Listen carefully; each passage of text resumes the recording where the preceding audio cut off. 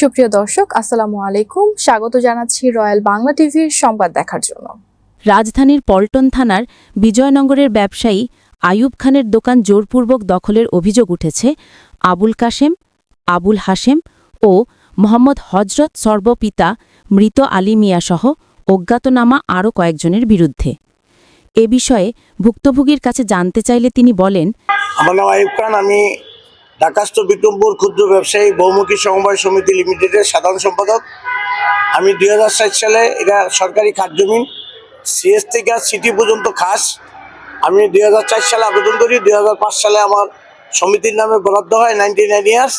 এরপরে কিছু অসাধু লোক জাল দলিল, ভুয়া দলিল বানানোর কারণে এতদিন দীর্ঘায়িত হয়েছে মামলার কারণে। এই মামলার জট খোলার পরে আমি বিগত 4 মাস 5 মাস আগে স্ট্যাটাসকো পাই, সব মামলা শেষ হওয়ার পরে।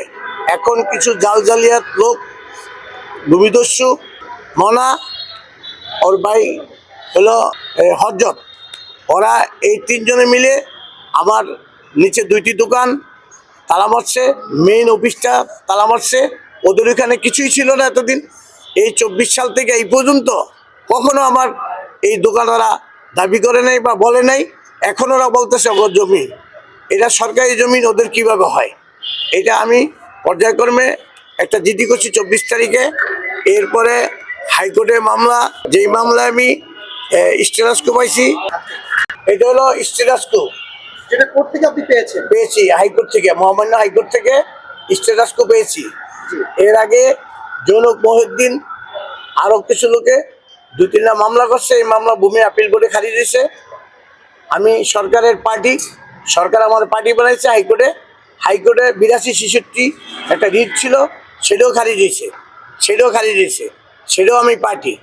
আমি এখন সরকারের বলছিলাম 2013 সালে মামলা, এই একটা রিট করছিলাম জমি রেস্ট্রিক্ট দেওয়ার জন্য, সেটা সরকার গড়িমসি করছে বা মামলার কোনো খোঁজখবর নেয় নাই।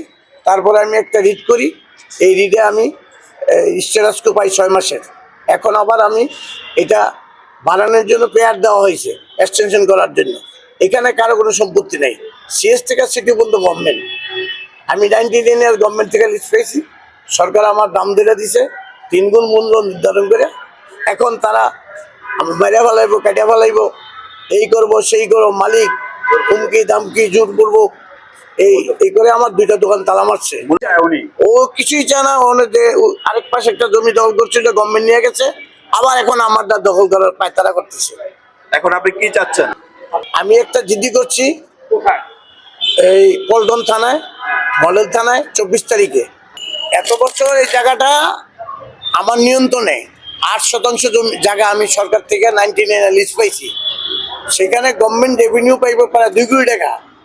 আমি সেই জায়গা অনুমোদন হওয়ার পরেই দেখি মামলা, বিভিন্ন লোকের জাল দলিল, ভুয়া দলিল বানায়া, জনক মহিউদ্দিন, হারুন গং, এই 2 পক্ষে 2টা জাল দলিল করছে।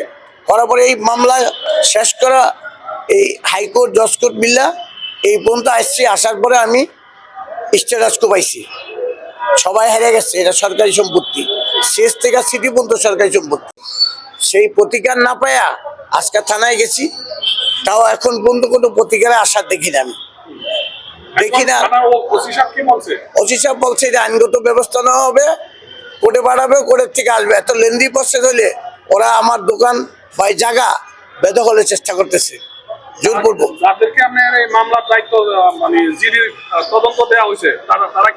তারা বলে আমরা দেখতেছি, বসতেছি, করতেছি, প্রতিবেদন পাঠাচ্ছি। এই 24 তারিখ থেকে এই পর্যন্ত ক্ষেপণ হয়েছে, আসে নাই। এখন আমি সমাধান চাই, আইন প্রশাসনের সমাধান চাই। এটা সরকারি সম্পত্তি, আমার দোকান তালা মারছে কি জন্য, এটা আমি আইনি ব্যবস্থা চাই।